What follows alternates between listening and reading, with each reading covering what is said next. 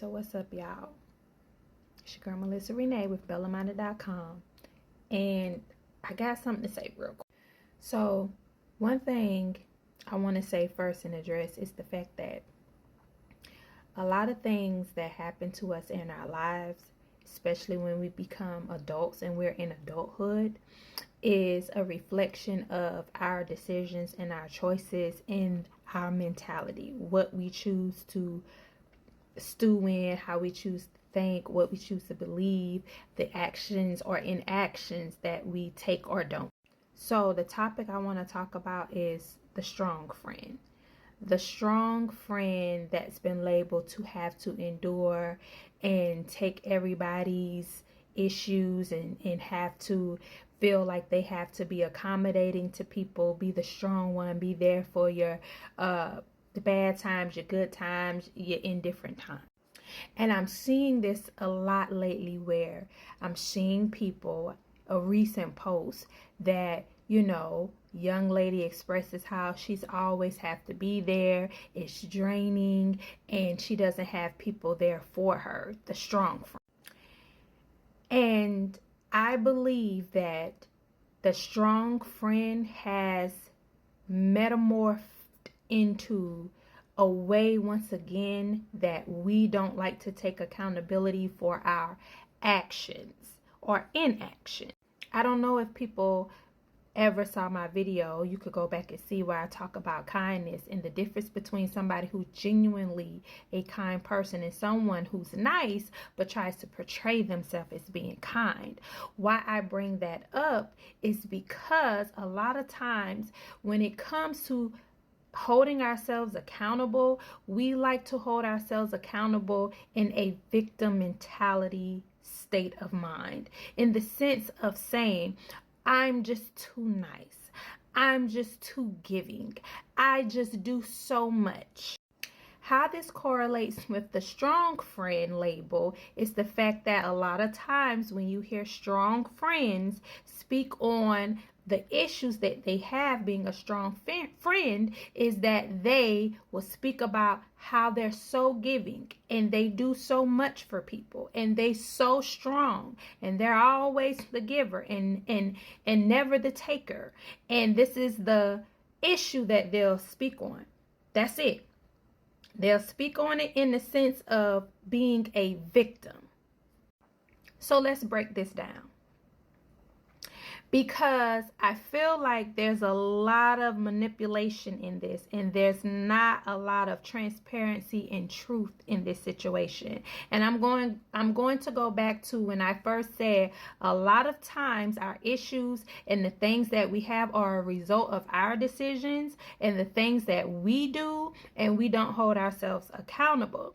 So the strong friend is going to say, hey, I hold myself accountable because I'm just too giving and I always like to give and help and people lean on me.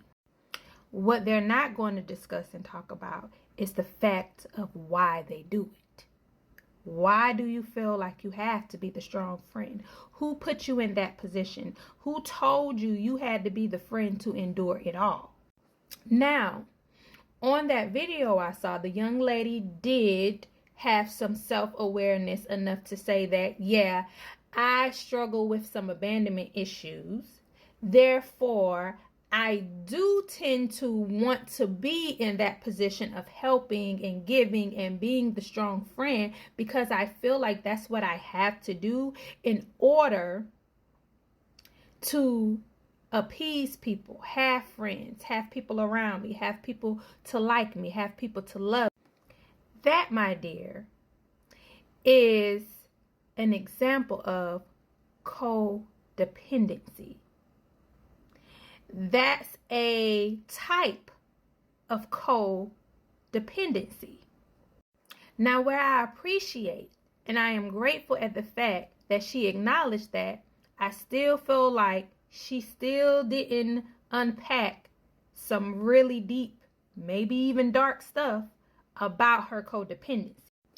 Ever notice that the strong friend will complain about why she has to be so strong to everybody else, to social media, maybe to her journal, but she won't say it to the people in her lives directly. She won't confront them, or he won't confront them.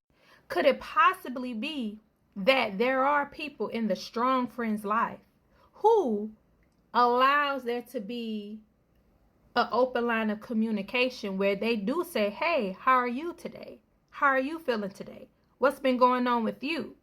And they refuse to express themselves. They refuse to allow you to see a level of vulnerability with them so that you can then allow them to be, or you can be the shoulder for them to cry on. You can allow them to cry on your shoulder. Now, I only say this from some experiences in my life where I've had people who deem themselves as the strong friend or have themselves together indirectly imply that they somehow have been so giving and giving and giving to me in nature, and they felt used. Now, the thing about that is, as I recall, in this type of friendship or relationship that I had, and it was a friendship, I recall many a days sitting on the phone as well, listening to them vent. I recall many of days me giving said advice and trying to help them out. However, I do recall when I gave my advice, it wasn't received. I do recall when I spoke on and gave solutions, it wasn't received. And they actually shut down. And they actually didn't tell me as much anymore. They kind of distanced themselves in regards to discussing said issues anymore. See, let's unpack the strong friend and let's take out some deep, maybe dark things that they don't want to acknowledge. And it's not to make them look bad. It's not to say they're a bad person. We all have our we all have our things. And these things, when we uproot it, are going to help us kind of look more into ourselves to see what we've internalized and suppressed versus what we need to actually release, let go, unpack, and deal with, right? So the strong friend sits in the position of being a strong friend because that's how they want to be seen. Some people choose to sit in those positions because sitting in the position of feeling strong gives them a certain superiority. It makes them feel like their life is together. They have everything intact. They are the friend that's more together than the rest of the friends. And they like sitting in that position because it feeds their insecurity. Let's talk about the fact that they're unwilling to share and be vulnerable with other friends because they feel it's a sign of weakness. And they don't want other said friends to see their weakness because that may tamper or dilute the delusion that they want to have of their superiority over the rest of their friends. Let's talk about the fact that it is a form of manipulation to want to be in this position to fill yourself up due to your insecurities, and then to try to guilt trip people around you about the position that you chose to be in and that you chose to play. Because at any moment in time, you can open your mouth and say, hey, I understand you want to tell me what's going on with you, but I have things going on right now, and I just don't have the level of energy and the mental capacity to actually take in what you have to say to me right now. I don't have it in me. I need someone to listen to me, because to say that is actually stronger.